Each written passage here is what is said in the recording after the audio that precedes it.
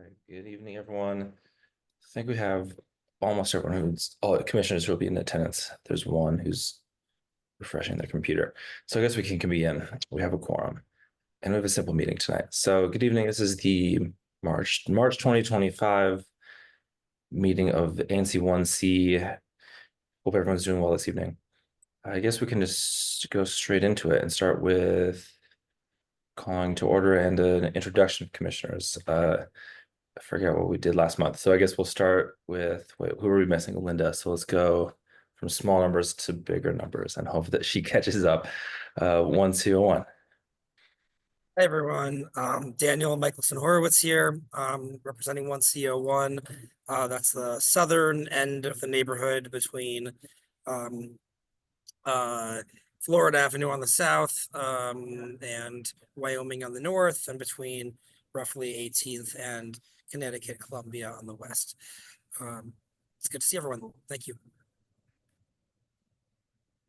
1C02. Hi, everyone. I'm Isabel Clements, and I'm representing 1CO2, which is just north of Colorama Park, between sort of Belmont Road and Columbia Road. And I'm Peter Wood. I represent 1C03. It's right in the middle. Biltmore to Wyoming, 18th to 19th. Hi, everybody. Maria Elise Diamond, 1C04, just north of Biltmore Street, Biltmore Calvert, and then the edge running along Rock Creek.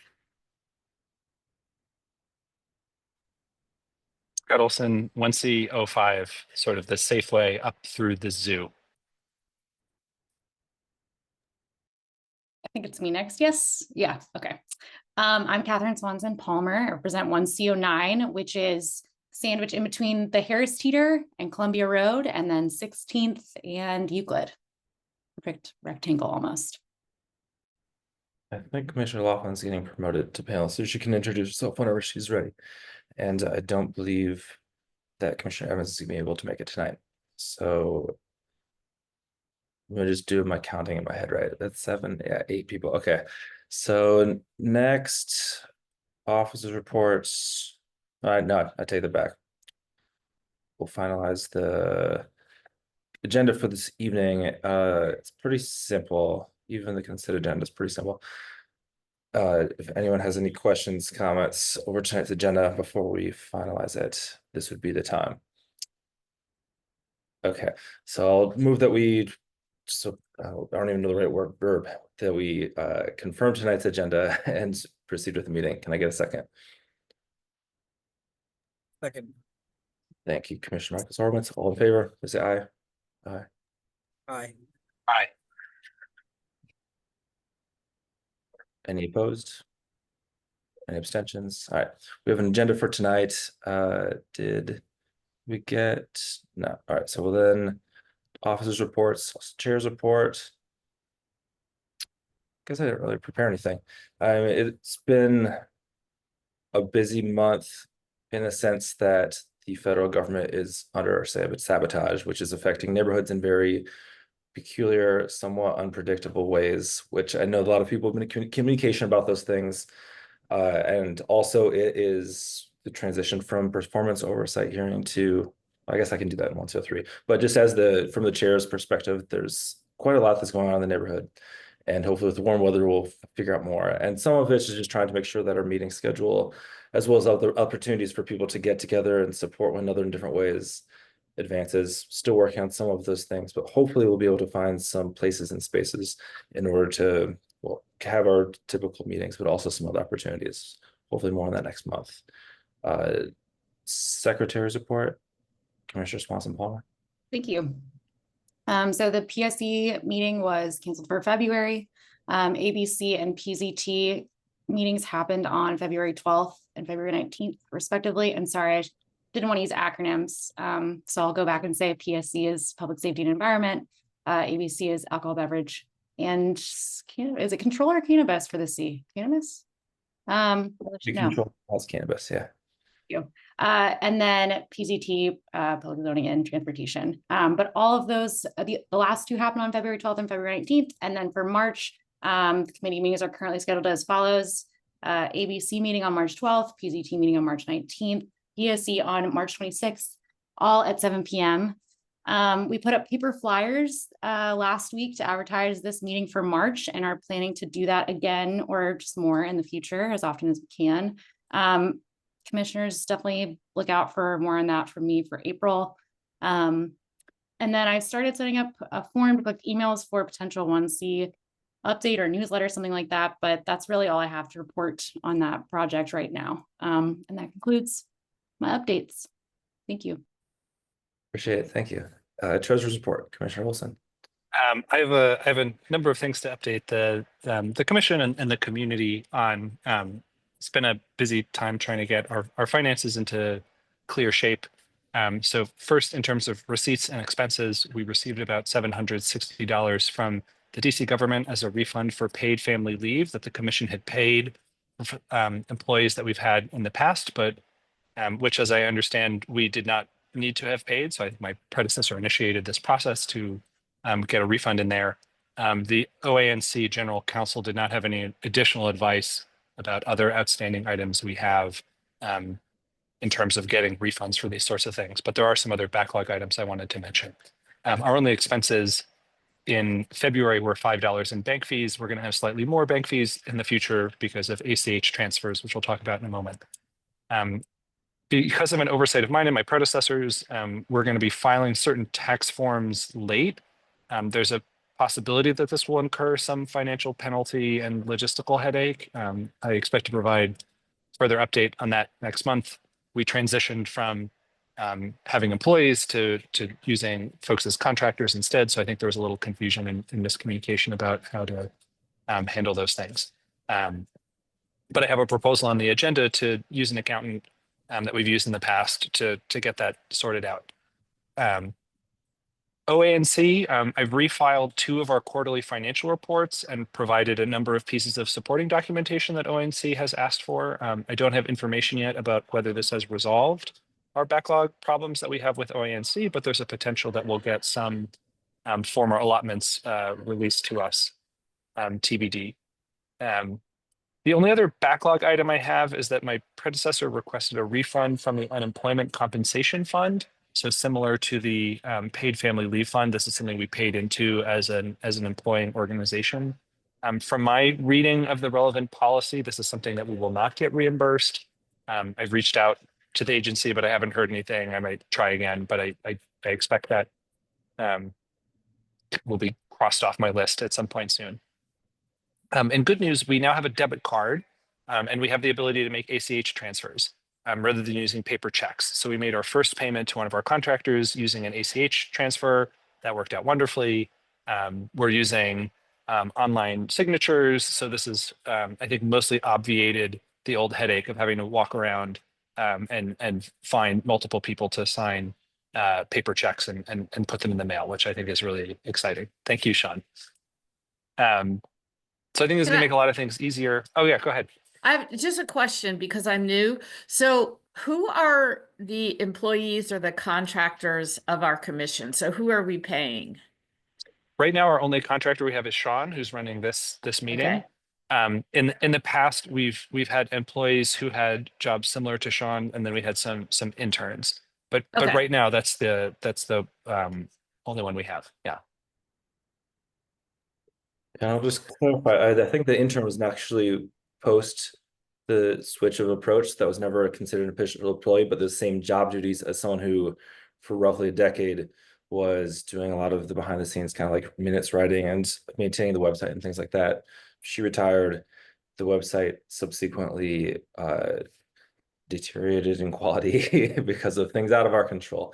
And so yeah, just to fill in those gaps. But thank you for all that work, and also for not having it so we have to sign checks and mail them all the time. It's quite a bit of moving around every month for the last several years. That was probably a bit inefficient. And I mean, I'll just to close this out. I mean, I think there's been some discussion about whether this means decreased security because the checks had to be signed by 2 commissioners. There's still a requirement that we get 2 signatures for every debit card transaction or ACH transfer. It's just documentation that goes to OANC. So I think for members of the commission and for the general public in 1C, we still have the same level of scrutiny that's going to be attached to all of our expenditures. I think now this is actually a good thing because it means that we won't have to do what we needed to do in the past, which is that when we participated in e-commerce, for example, paying for our website rental, in the past, someone had to pay with a personal credit card and then we had to write a check to a commissioner to pay that back.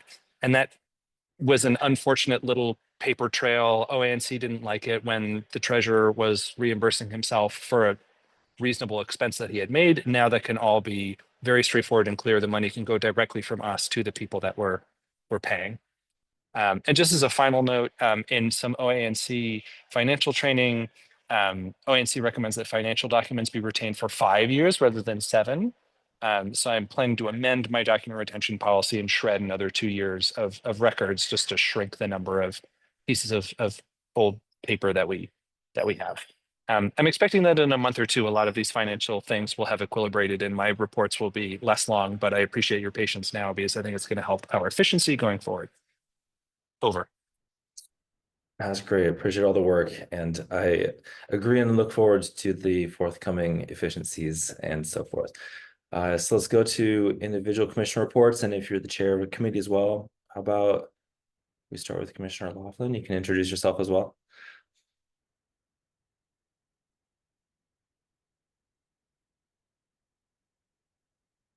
There we go. Sorry, I made the dumb decision to update my computer. I thought, because I had 10 minutes before a meeting, I thought I had enough time, and it's now back up. So Sean, I may jump out after I introduce myself and updates and jump back in so I can do it from my computer instead of my phone. But Commissioner Laughlin, 1C06, the eastern side of the Adams Morgan community. No committee updates from the Public Service and Environment Committee. We did not meet last month because we did not have any agenda items. And no specific reports or updates specific to my ANC at this time, or SMD. Let's go. How about 1C09?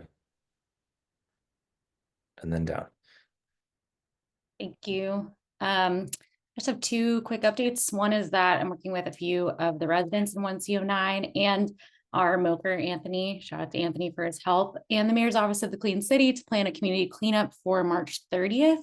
And I'd love for any of you guys to join if you want to do it in your S&Ds, or if you want to just come to 1C09, you're of course welcome. But I'll have more information about timing and how we're advertising that soon. But we have the supplies and the date ready, so very excited about that. And then I just wanted to mention that I have a resident who would like to have a litter can installed on Euclid Street, and so I'm hoping to have a letter of support coming down the pipeline to you guys to look at soon. And that's it for 1C09. I think 1C05 would be next. Let's do it. Commissioner Olson. Sorry, I forgot that there was a missing number in between. No big updates for 1C05. A lot of my effort again has gone into the treasury business that I expect is going to calm down in the next few months. I will make a note that I've gotten some email traffic about the property 2910 18th Street, which incidentally is just across the street from my apartment, and I look at it every day. It seems like there's been some permitting challenges there that have gone on for some time. So I'm looking forward to familiarizing myself with the situation, see if there's some way that the ANC can be helpful. Over.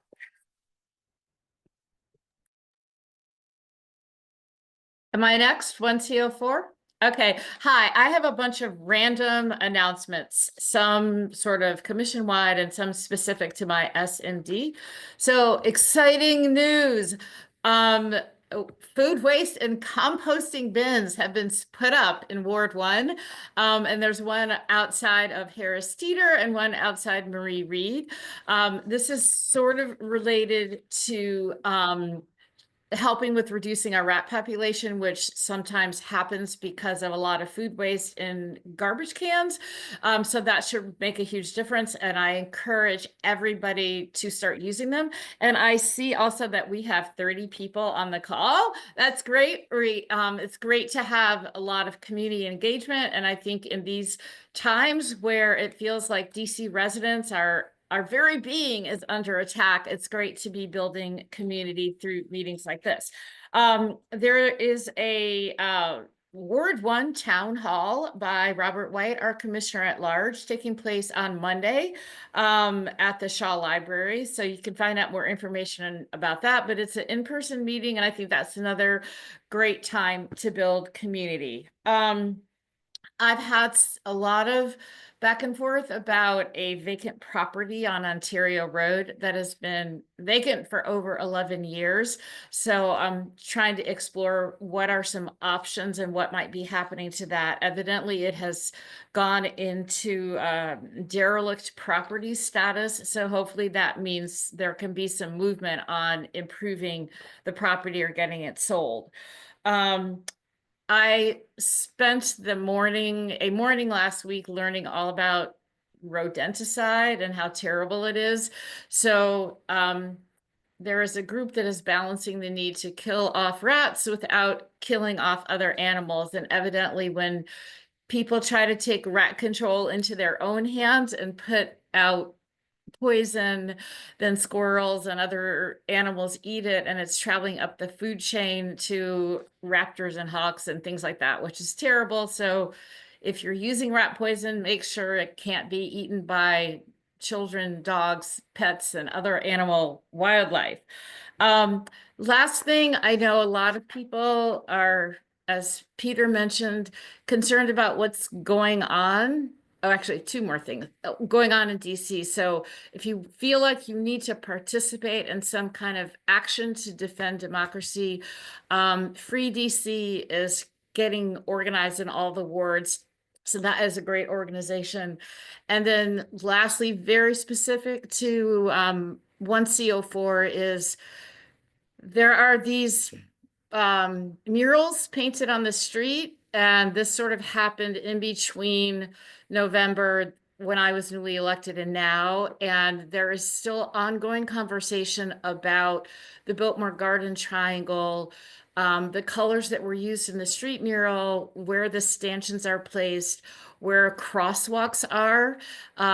So I will be working with a resident who brought up the issue. And so if others have commentary or opinions on how things should be configured, sending me an email would be great. So those are all of my announcements and reports.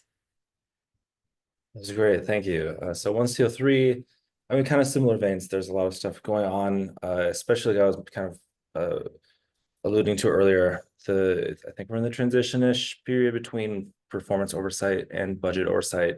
So of course that affects all of the city, not just 1CO3, but 1CO3 has a unique mix of things and people. So I think that it is always on people's minds. I've testified for some performance oversight hearings and plan to do it for budget oversight as well. So if any specific issues to 1CO3 stand out to anyone, commissioners or residents alike, please let me know. If this was helpful so you get kind of a vibe check from people in the neighborhood on what those priorities are.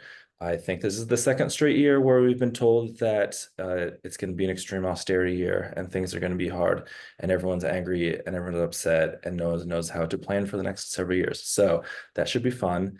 And I will do my best to advocate for the things that we do need, including for trying to push for some of the funds that have been allocated to 1CO3, like California Park, erosion prevention, also the playground. Well, I guess this is performance oversight, but I had some very stern-ish commentary in my, I think for DGS, Department of General Services, saying that they need to probably repair the playground for the children's part of the park. It's been over 3 years since the original request that some neighbors and I put in have been out. So stuff like that is frustrating, but we'll keep doing what we can to get the agencies we pay tax money towards to be doing that work. 1CO2. Hi, everyone.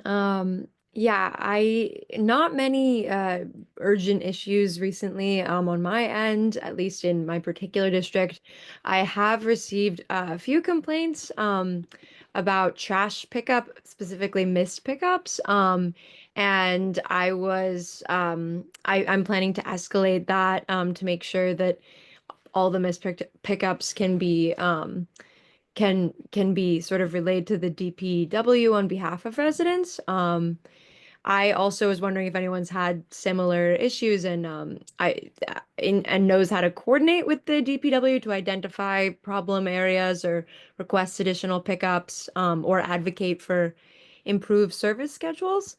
And I think that's all for me. And also, I don't know if it was Marie Elise, but I would love to work on compost bins as well, or sort of just making them more ubiquitous in the neighborhood. I've heard a lot about that recently, and I've gotten some emails about that as well. So I know it's nice to have it near Harris Teeter, but I think many people are asking for some even closer to our building. So, and that is, and I live on Belmont Road, where it meets 19th. And that is all from me, I think. Hi, everyone. First, just go over what we covered in the PCT committee last month.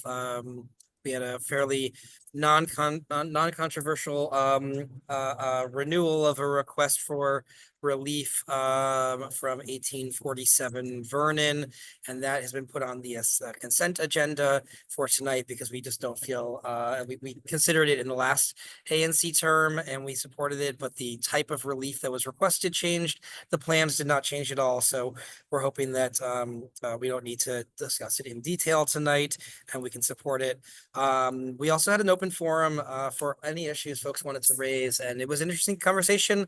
I took notes on it. I sent it mostly related to transportation in the neighborhood, issues with bus stops, signage related to the new redesign of Columbia Road, and some intersections that have been particularly problematic for backups at Calorama and Columbia.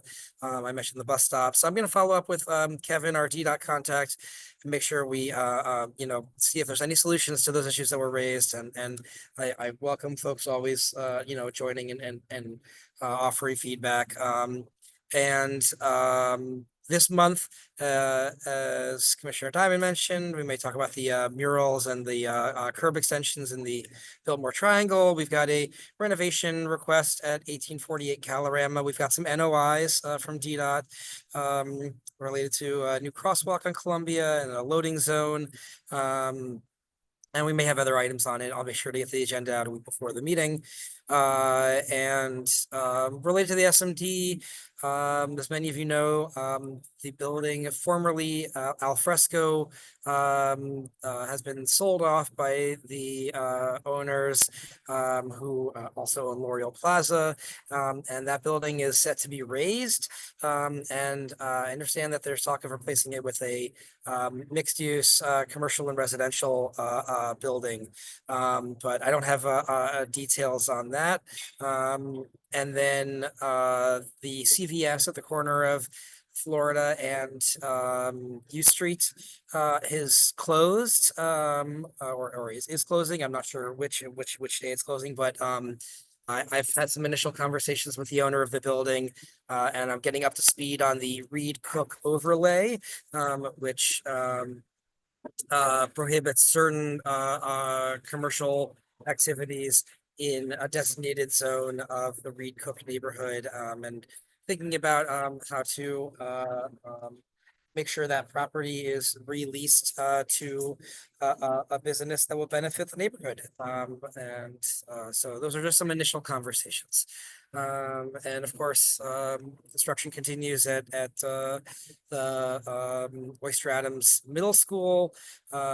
Please, continue to reach out if you have any questions or concerns about that. Hopefully, we'll start seeing things taken down, scaffolding and the giant crane and that kind of thing, and then eventually opening up that space a little bit. Getting ready for students to return in the fall. That's all for me. Thanks so much. And I know some of my constituents are here and may have some other announcements. So thank you. Thanks, Commissioners. I just realized I forgot to give the committee update for the committee I chair, which is alcohol, beverage control and cannabis. One item that came from last month's committee meeting, supported, pretty non-controversial. It's our only non-consented agenda item tonight, which I think will go fairly swiftly.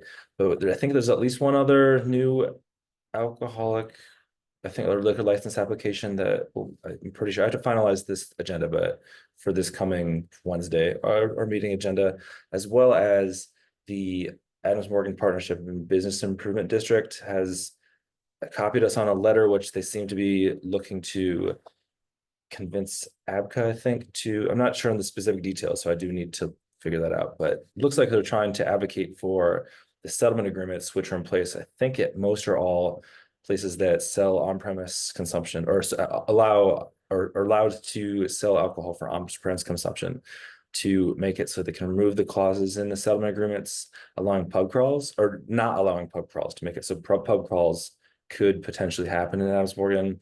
I do need to get more background on that. I'll do that before next week, and also maybe tonight someone from the bid can share a bit more as well, and we'll converse more. But next week meeting, probably some more in the next coming month as well. So next on agenda item is a bit of a brief presentation from DC Water.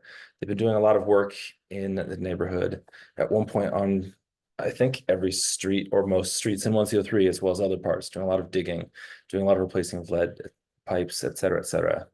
So be excited to see just a bit of an update of where things go with all the work they've been putting a lot of effort into organizing and implementing. All right, so we got Sean promoted already. So whenever you're ready, the floor is yours. Perfect, thank you. Yeah. All right, perfect. Good evening, everyone. I did send you a copy of my presentation. I don't know if I can share it as a panelist or if you all wanted to share it. You can do it, you should do it, because I do not have any. Okay, So I wasn't sure, that's why I just asked. Let's see.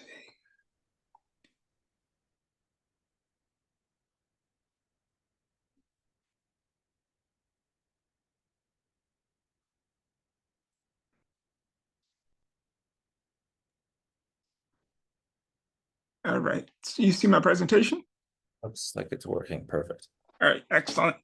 All right, so thank you for the opportunity to be here to talk to you a little bit about Lead-Free DC. My name is Sean Moore, and I'm the Communications and Outreach Manager for our Lead-Free DC program. For folks who don't know what Lead-Free DC is, it's DC Water's plan to eliminate all 42,000 lead service lines from the district. There's two parts to that. We're replacing all our known service lines, and we're also working to verify the material of service lines that are associated with our historic records, because there's a lot of missing information or information that we're uncertain about. So where's the program today? Right now, we are at 7,914 lead service line replacements as of yesterday. We continue to prioritize environmental justice as well as vulnerable populations. And we are excited about the program that we've been working with the Department of Employment Services, the Workforce Development Program. We call it our Community Activators Program. We are in our second cohort. We have 12 trainees who are out on the street right now helping us with our community outreach. Last year we had 20 who started, 17 who finished, and 14 who got full-time jobs. So I'm really excited and proud for that program and what they've been able to do to help us with Lead-Free DC. So a couple of things update you on. We have a new dashboard on our website at dcwater.com/lead. If you use this dashboard, it'll just allow you to track our performance versus our goal. This has been a couple of months since I updated this one, but you can see here the completed LSRs versus estimated, and the little graphic over there to show you how we're doing. So that's just a way for you all to keep updated on the status of our work. So the whole reason we're doing this is really, it's about the health effects of lead. Lead is a very powerful neurotoxin, and exposure to lead can cause serious damage to the brain. We know there's no safe level of lead, and it can injure soft tissue and pretty much every system in the body, including interfering with the formation of red blood cells. And at some higher concentrations, it can even kill. So you can see how lead impacts every system in the body, and especially so for children. And because children and children and pregnant women are the most vulnerable to lead exposure. Infants and children can have decreases in IQ and attention span, as well as new learning and behavioral problems, or it can exacerbate existing problems. The children of women who are exposed to lead during pregnancy can also have some of these same adverse effects, because that lead, that once a person is exposed to lead, that lead can be stored in your bones. And for pregnant women, that lead that's in their bones can be released into the baby. So there's some, definitely some serious issues with lead. And for adults, you have increased risk of heart disease, kidney disease, high blood pressure, other nervous system problems. So honestly, there's no safe level of lead, and we really want to remove any lead from our, we just want to get the lead out. So what are we talking about specifically? We're talking about the water service line, which is the line that runs from the water main in the street into your house. That water service line has two sides. There's a public side and a private side. The homeowner owns the entire service line, but DC Water maintains the public space, and the homeowner is responsible for everything in the private space. That means any work that gets done on the private side is the responsibility of the homeowner, because DC Water can't use ratepayer funds to pay for work on private property. But with programs like Lead-Free DC, we actually have special money that allows us to do this work on the private property for free. So we're focused on two different pipe materials, specifically lead and galvanized, because we know there's a potential to find lead in both of those types of pipes. So those are the two pipes we're focused on. Just a couple of pictures here. You can see what a lead pipe looks like. If you see that little bulb just before the shutoff valve, that is a hallmark of a lead pipe, because that bulb is only found in lead pipes as part of the installation process. So we're focused on lead pipes as well as galvanized pipes, which can fill up with this gunk. It's called tuberculation, that can trap lead particles, which could be potentially released into your water. And for those reasons, we're focused on lead and galvanized pipes. Now, you as a homeowner or a renter, or just a person who's interested in the district, we do have tools that allow you to find out, construction information, as well as what type of service line material you have. The lead map is on dcwater.com, and you can put any address in the city and it'll tell you what type of service line material it is.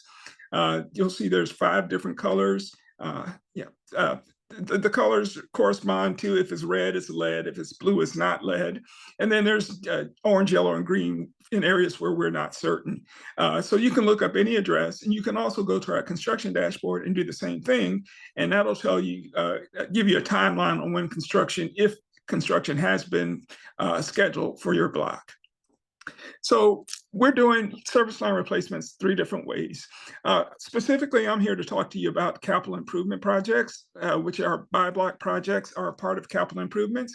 And whenever we do a capital improvement program or project, it is free for homeowners. So whether it's a by-block or small dam and water main or an emergency repair, those are always free. We also have a lead pipe replacement assistance program, which is traditionally a cost-sharing program, but right now we have special money that allows us to pay for that work on private property. And LPREP is for homeowners who have a lead service line only on the private side, so the public's already been changed. And we also have a voluntary program for folks who don't want to wait for DC Water to come and replace their service line. So if they have a full lead service line and they don't want to wait until we get to them to provide them with their free service line replacement, they can have a voluntary replacement where they would pay for the private side, and DC Water would still pay for the public side and do the coordination for them with our voluntary replacement program. So how we're doing this by-block program specifically is focused on equity. We use a prioritization model that looks at our service line inventory, vulnerable populations data, and socioeconomic data. And we use that to score each block. So each block in the city has a score. And those blocks with the highest scores are the ones that are prioritized over blocks with lower. So when we talk about Lead-Free DC, you'll see us working all over the city in different blocks. And that's because we're prioritizing specific blocks based on that score. And that means we're working on multiple blocks across the city. So it's not all in the same area, we're everywhere. So just for these 5 block projects, we're not going to tear up the whole yard. We're going to dig a couple of holes, one at the property line, one at the meter, and we're going to use those 2 holes to remove the old service line and install the new. A couple of quick things is it is free. Homeowner has to be there, because we need someone has to be there because we do need to go inside the house. They're expect to take about 8 hours. So the homeowner would just need to plan to be without water for 8 hours.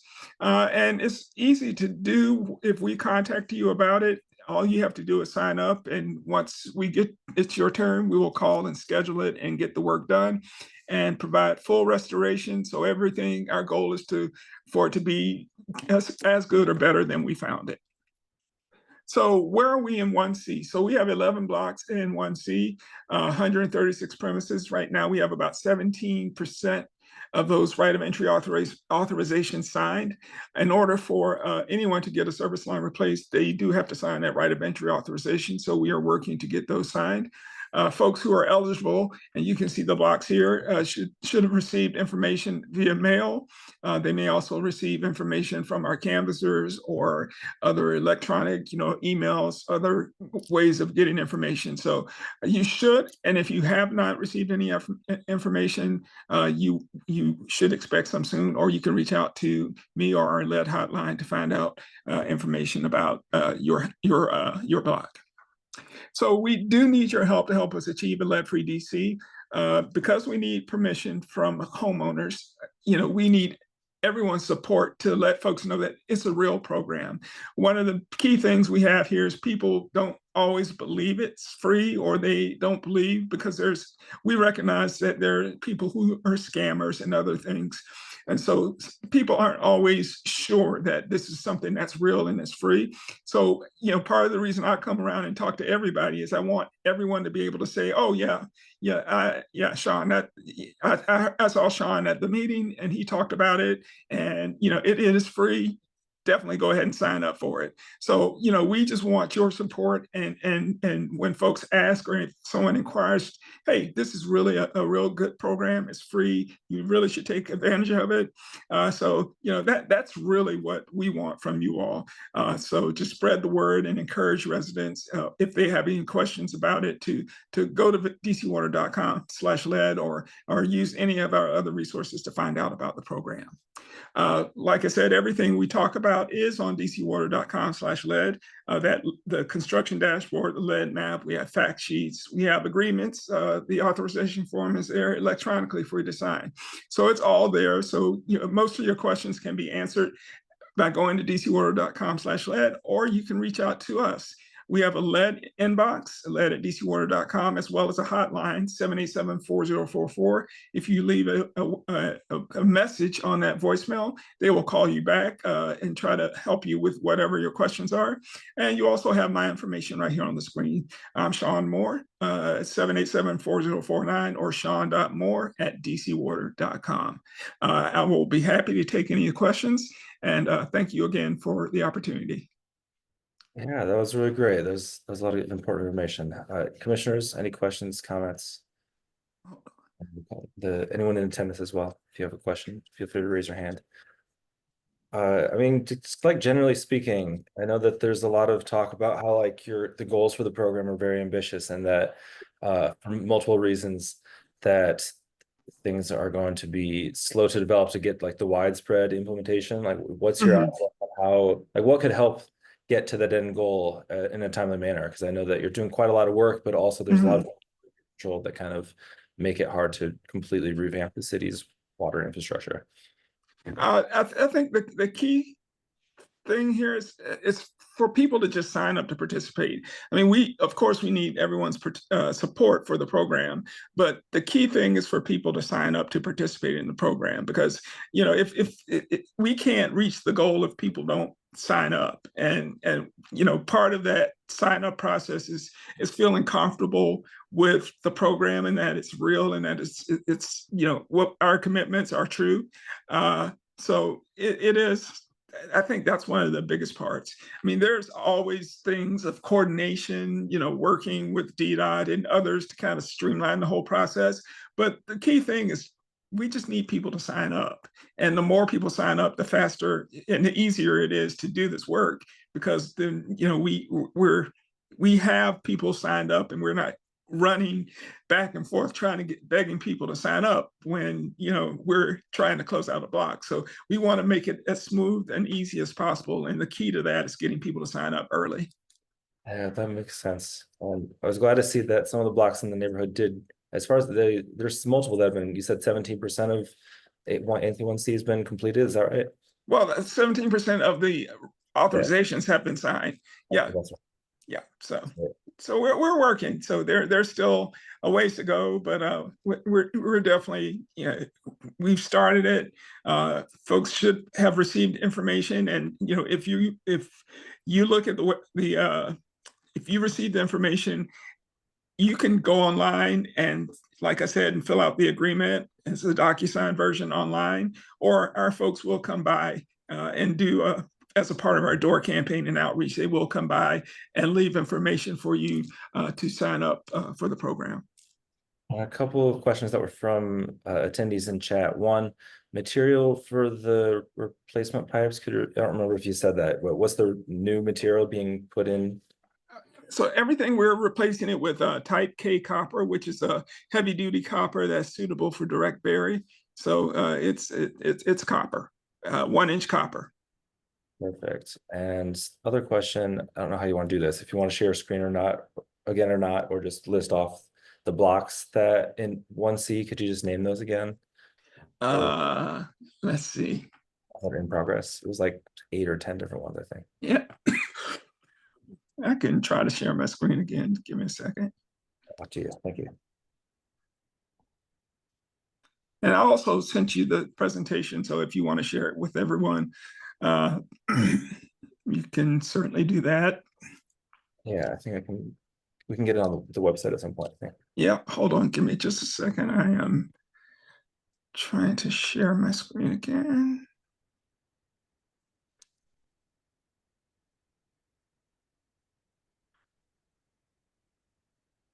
Okay. All right, so those are the blocks. If you can see those now. Got it. Yeah, perfect. Okay. It's kind of scattered about, right? All right, we'll just wait a second for those in attendance to be able to take a note, maybe screenshot or something, and we'll get this information hopefully on anc1c.org. And it's also available on the interactive map, is that right? Yeah, you can go. For folks who are on this list, they should receive the communications from DC Water, letting them know that they're eligible for service line replacement.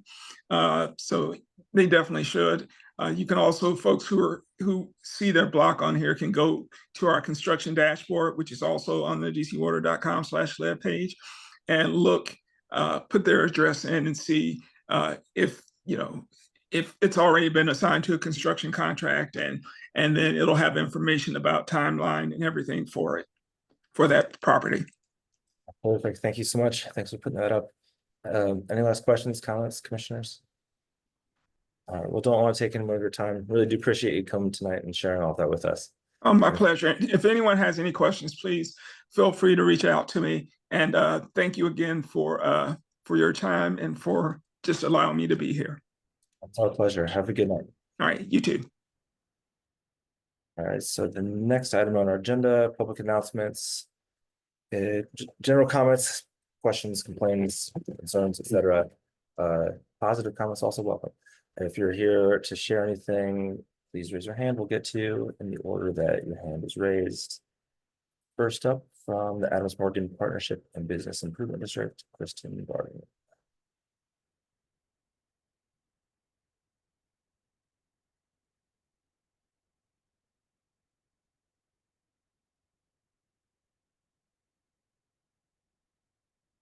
Good evening, Kristen. How are you doing? Hey, fine, thanks. Sorry, let me just get reset here. Hi, everyone. Nice to see you. Yes, so thank you, Peter, for mentioning the letter that we sent to the ANC earlier today. This is an issue that we've been talking about with a number of our members and with our board over the last few months, and that is most of the restaurant licenses are renewed in March. And so getting ahead of that renewal period, I don't know if you've gotten any of those notices yet from ABCA, but most restaurant licenses renew every 2 years in March. So we thought this was a good opportunity to bring up the issue of pub crawls, because most every other neighborhood in the District of Columbia can do pub crawls. Most of the settlement agreements in Adams Morgan prohibit them. So we'd like to get those removed from the settlement agreements. And the ANC is party to a lot of those settlement agreements. Perhaps not all of them, but many, if not most of them. That's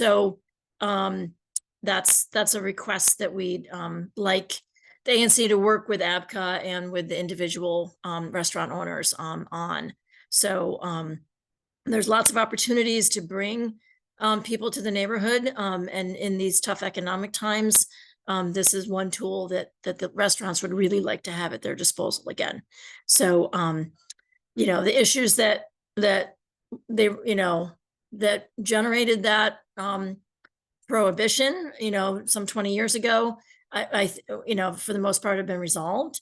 So, we'd really like that economic activity to continue. So that's our request, and I'm happy to talk to more people about it. Brian will attend the ABC PSA meeting next week. If you want to, add it to the agenda, Brian will be there to discuss it as well. So that's the first thing. Then I wanted to talk a little bit about some of our upcoming activities and events. So, and I'm just going to use my newsletter as my cheat sheet. So hang on just a second while I open that. All right, so our annual meeting is on Tuesday. You all should have gotten an invitation to that. It's from 3 to 5 at the Line Hotel. So I hope you can join us for that. We'll be announcing some board elections as well. We're going to be bringing on some new business owners and some new commercial property owners to our board of directors. Adams Morgan Date Nights is wrapping up. We have one more prize package to select on Friday. So if you haven't entered to win, please head to admodc.org/date to enter to win that last prize package. And we're also picking winners at random every week for $10 gift cards to Izumi Itsukaya and also to Insomnia Cookies. And winning one of those gift cards does not affect your ability to win the big prize at the end of the week. So, but Friday will be the last drawing. We've added a special St. Patrick's Day event to our calendar this year for the first time. We're calling it Adams Morgan Shamrock Shindig. It's on March 17th on that Monday at 5 o'clock. We're going to have an Irish band playing in the Jubilee Housing Plaza at 1800 Columbia Road. And the music will be from 5 to 7. We're also going to pass out some Shamrock temporary tattoos and some other fun giveaways. So it'll be a fun early evening music to kick off St. Patrick's Day. And then I'm scrolling down through here. Let's see here. Rock and Roll Marathon. Don't forget that's Saturday, March 15th. I know what's her name came a couple weeks ago, but it always sneaks up on everybody. So please don't forget about that on Saturday, March 15th. Columbia Road will be closed from, I think she said 7 a.m. to noonish. So we'll continue to remind people in our newsletter too, because I think it's a week from Saturday. We're participating in Taste of Pride with the Capital Pride Alliance. It's part of World Pride. Taste of Pride in Adams Morgan is going to be that first weekend in April. Each neighborhood is doing a different weekend. So that first weekend in April, we're participating. So we hope to have lots of restaurants involved. There's a small fee of $250, I think, to participate. But there's lots of publicity that the restaurants will get in exchange for that. And then let's see here. I'm sure you all are learning about the new comprehensive plan that the Office of Planning is beginning to work on. They're calling it DC 2050. And there are some upcoming meetings to kind of introduce people to the whole process of the rewrite of the comprehensive plan. So that's another important thing for the ANC and everybody in DC to pay attention to. Bike to Work Day is right around the corner. That's going to be Thursday, May 15th this year. They have been doing it on Fridays. This year it's going to be a Thursday. We'll be hosting it again in Unity Park. It's an early morning event from like 7:30 to 9:30. And the new Upshift workshop, which has taken over part of the former City Bike space, is going to be doing some repair work and some other bike safety checks. So it'll be another great event in partnership with the Washington area with COG, the Council on Governments. Let's see here. Daylight savings time is this weekend on Saturday night. So licensees that normally end alcohol service at 3 can stay open till 4 unless their settlement agreement prohibits it. So don't forget to set your clocks back. And let's see, is there anything else? I think that's about it. So and then we'll be gearing up for our other spring programming. Movie nights is going to start a little bit earlier this year because of the construction to Marie Reed Field. So we're going to start a little earlier in May and then end it by mid-June before that construction starts. Yeah, so that's a little bit about what's coming up. Lots of information, really great, very helpful. Thank you so much, Kristen. Any commissioner questions, comments? All right, thank you so much. Have a great evening. Yeah, Talk you too. Thanks. It looks like we have a few other hands to get to. Next, from the Mayor's Office of Community Relations is Anthony Robertson.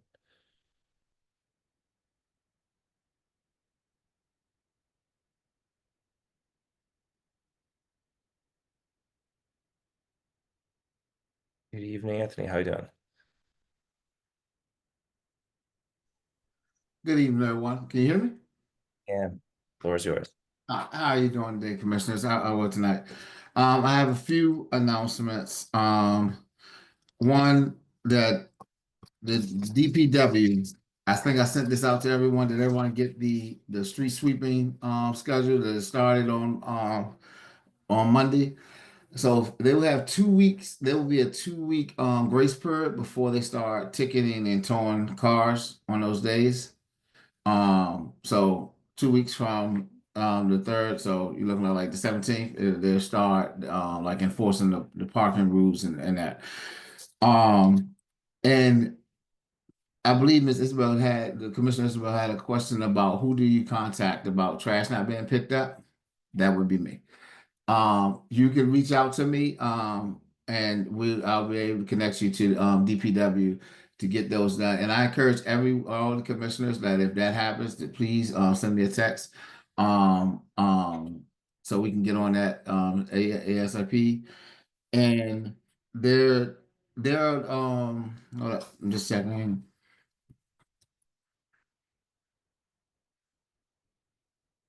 Yes, all right.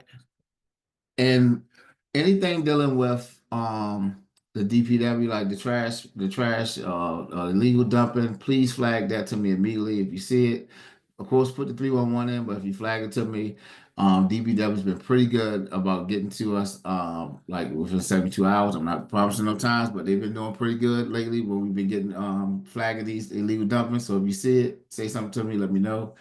Take a picture, and I'll get a crew out there. I believe that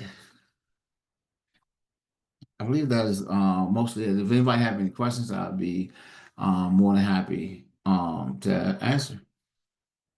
That was really helpful. Appreciate being here tonight. Commissioners, questions, comments?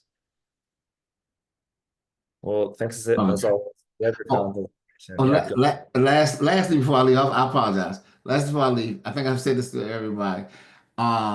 That if something happened in 1C, we will be sending it out to the whole SMD. So I mean the whole ANC. So it will no longer be just the commissioners. It would be if something happened in 1A, 1CO2, we will send a blast out to everybody.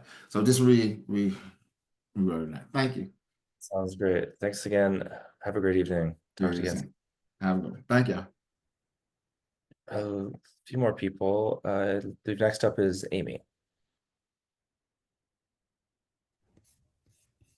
Welcome. How are you doing? Hey, good. Can you hear me? Yeah. Excellent. So I already dropped a Q&A about this topic, and thank you so much to Sean for getting it posted into the chat. We do have an upcoming auction for one of the DCPS schools in our ANC. So just want to make, specify that it's something that happened annually for many, many years before COVID, and then there was a long break. So that we're bringing it back this year, which is very exciting. It is a fundraiser for the Oyster Adams community. I did post the details both in English and Spanish. I apologize, my Spanish is not the best, but it is a bilingual school, so trying to make sure everybody in our community is able to understand it.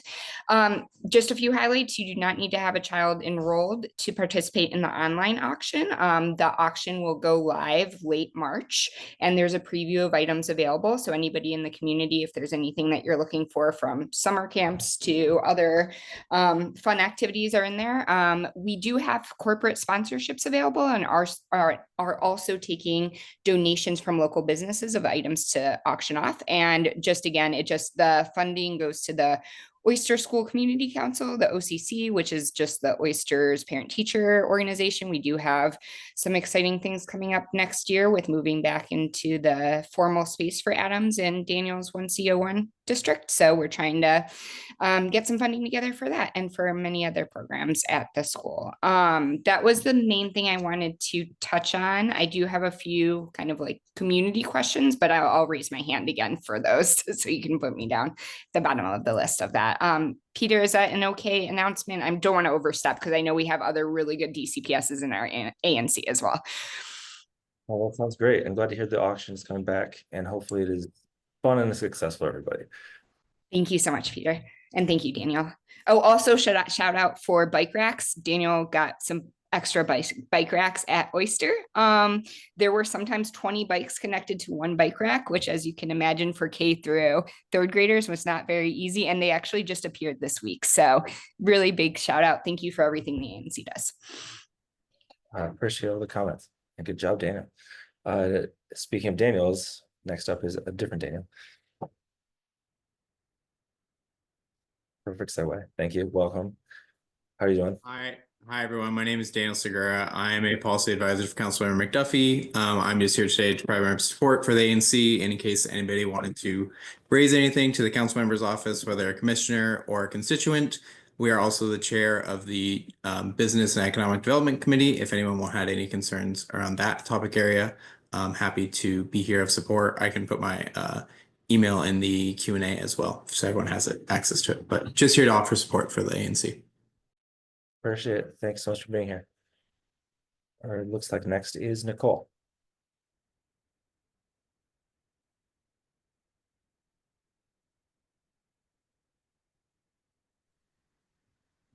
Good evening. Hey folks, how's everybody doing? My name is Nicole Rivero. I am Councilmember Nadeau's Chief of Staff. A couple quick updates from our office. We have exciting news for housing in Ward 1. Councilmember Nadeau got to tour the first new Park Morton building last week. Former Park Morton residents, including 12 to 15 that are still at the older buildings at the site, will finally get to move back as promised a very long time ago. The building is part of more than 2,100 new units in the pipeline in Ward 1 since the council member took office. That's more than any other ward west of the river. We're really proud of that. Council member's very excited. We have a video of her taking the tour with some more info on our website. She's been very committed to housing since the beginning of her term, and many of you know she chaired the Committee on Human Services for 6 years, and just a very big nexus between human services and housing and stability in our communities. The first phase of Park Morton reconstruction is almost ready to open. More than 140 units of income restricted housing with several different bedroom sizes to accommodate families. And they are aiming to open for move-in by the end of March. So it's really soon. Bruce Monroe, just a couple blocks away down George Avenue. It was supposed to be the build first site for residents. Got a little caught up in some court cases, but that's finally been resolved and design will begin on that site soon. So we're very excited about that development here in the ward. Earth Day is now Earth Month, all of April. And there will be lots of neighborhood and other cleanups throughout the ward. So keep an eye out for those and participate if you can. We'll share info about that in our newsletter and on social media. And so will many other groups. One thing that we really want to highlight during Earth Month is our bottle bill, the significant role of beverage bottles and cans on trash in the district and litter. We are awaiting a hearing in the Committee on Business and Economic Development, and hopefully that will happen before our summer recess, and then go to the Committee on Transportation and the Environment. There's some misinfo out there about the bill, including saying that it'll increase the cost of beverages. That's not true. It hasn't happened in any of the other states that have bottle bills. And there's lots more about the bill on our website under the news section. So feel free to take a look if you're interested. We heard a little bit also about the smart compost bins tonight. Thank you to the commissioners for highlighting those. There are 30 of them across the city. And it's another great way for folks to compost their food scraps. We have 4 in Ward 1 at Park Road and Pine Street. That's right off of 16th Street and Park Road, at the Marie Reed Rec Center, at 17th and Calorama, and at 14th and EU. And we're really utilizing the council member's position as chair of the Committee on Public Works to improve the environment in multiple ways, and trash and litter are a huge part of that. And so very excited for this expansion of the availability of composting here in the city. One other thing I just want to touch on really briefly, we heard at the beginning of this meeting kind of the effect of federal actions on the district. There's not much new to share, but really the biggest concern right now is the impact on federal workers and what that means for the larger city and for our communities and our neighbors. We're sharing a lot of resources about unemployment and health insurance, rental assistance. The economic impacts of being laid off on families is something we really want to do everything we can to help mitigate. And so there's lots of information. If you or someone you know is impacted, on our website under our resources tab. The council member and continues to collaborate across the council and with the mayor and with the attorney general. These executive orders have not really materialized, but we're watching all of the federal actions that could directly affect the district, including any threats to home rule, and we're just preparing for if we have to jump into action. But feel free to reach out to our office if you have any questions about that. But if anyone is a federal worker impacted by these layoffs, please don't hesitate to reach out to our office if we can be of any assistance as you navigate benefits and other things. And then the last thing I'll mention, our next Brianne on Your Block, those are our monthly office hours. You can come and talk to the council member one-on-one about anything you'd like, a constituent services issue, a policy idea. It'll be on March 18th from 6 to 8 p.m. at Here's the Scoop. That's at 2824 Georgia Avenue Northwest. And that's all for me, but I'm happy to answer any questions. Lots of information. Thank you for sharing all that. Commissioners, any questions, comments? All right. Well, thanks again. Have a good evening. Thanks, everybody. Looks like Barbara is next with their hand up. Hi, how are you? How is everybody? I hope this is the right moment for me to, I have a couple of things to say. It's not really an announcement. I just wanted to make sure that everyone was aware of the rebalancing expectations for neighbors, tenants, and landlords, the Rental Act, since it would really pull back on tenants' rights to organize if their building was sold. And for instance, I know that the Park East Co-op project is coming up in the agenda later. I think if this measure passes, that something like that couldn't happen again.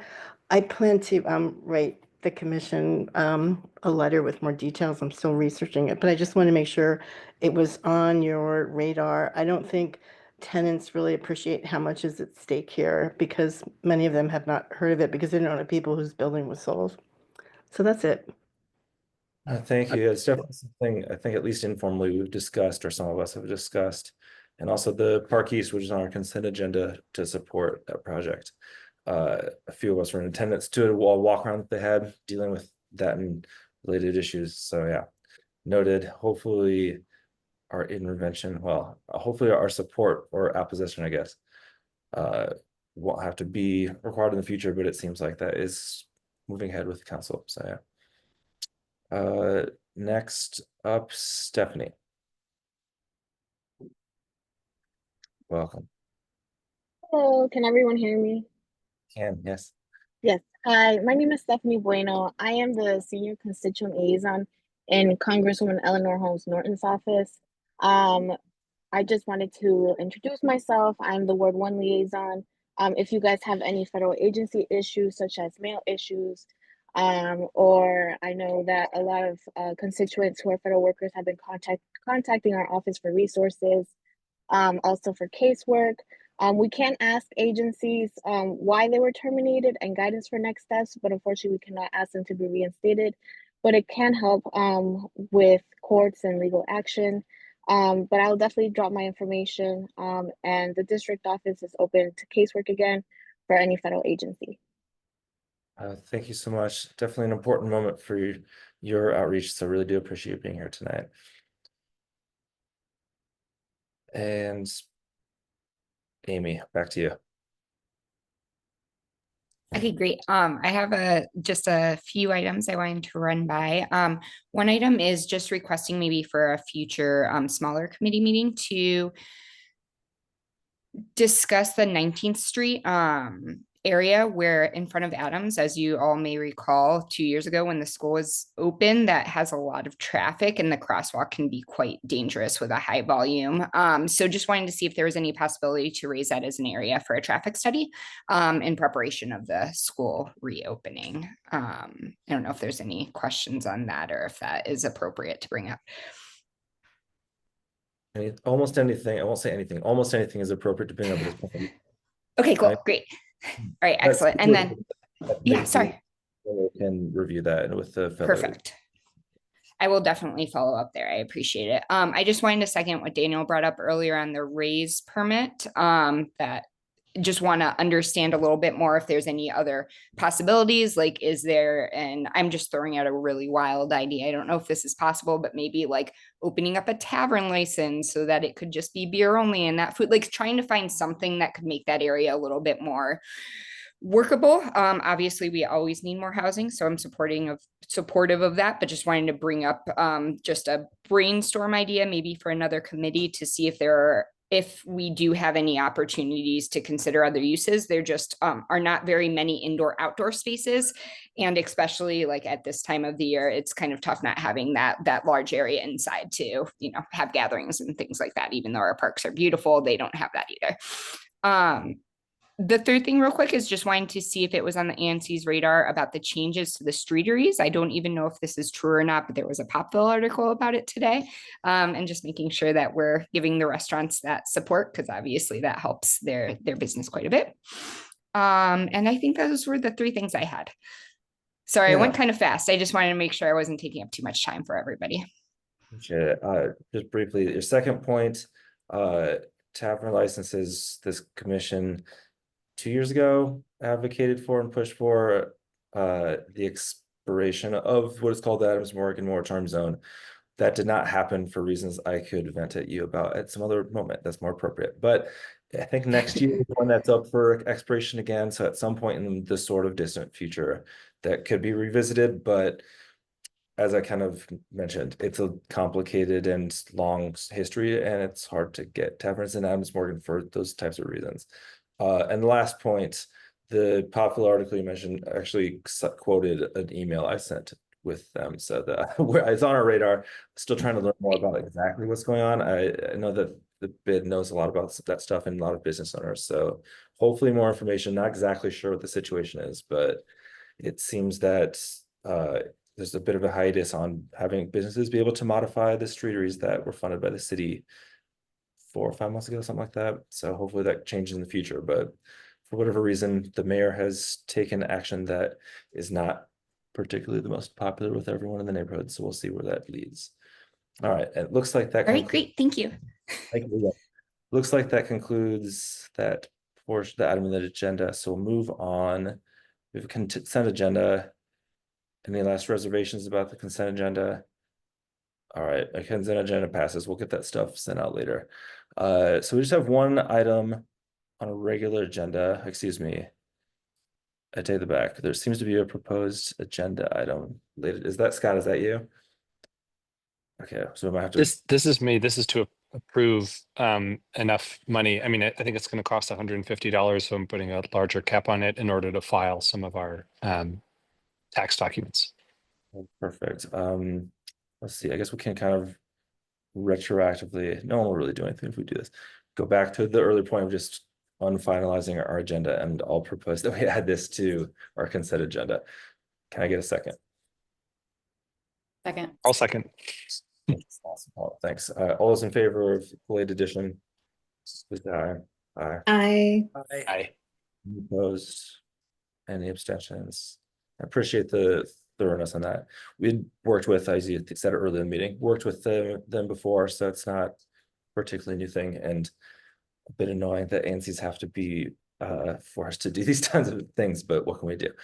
All right, so moving to our last item. Yeah, so there was one item that came from the ABC committee last month. It was really simple. A representative came and presented. So basically, a ramen wet restaurant on 18th, I think they kind of restructured the ownership and are just looking to kind of modify their menu a bit. So they just want to be able to expand their beverage offerings, and nothing else is changing. Hours of operation are still pretty early. So compared to all of the neighboring or many of the neighboring businesses, they'll actually be a bit less like working late into the night. So alcohol sales wouldn't be something going till 3+ in the morning.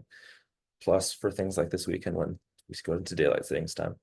So it came with committee support, doesn't need a second. So I'll just move that we support this. They're requesting support for the full license, for restaurant license, as well as for stipulated license.